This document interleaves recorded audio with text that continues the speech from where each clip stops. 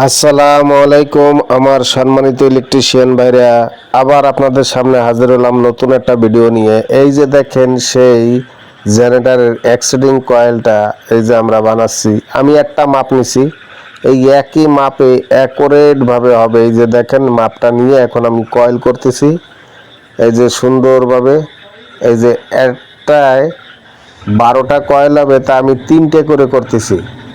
অতএব আমার ফর্মা ছোট, তাই 3টে করে একসাথে করতেছি।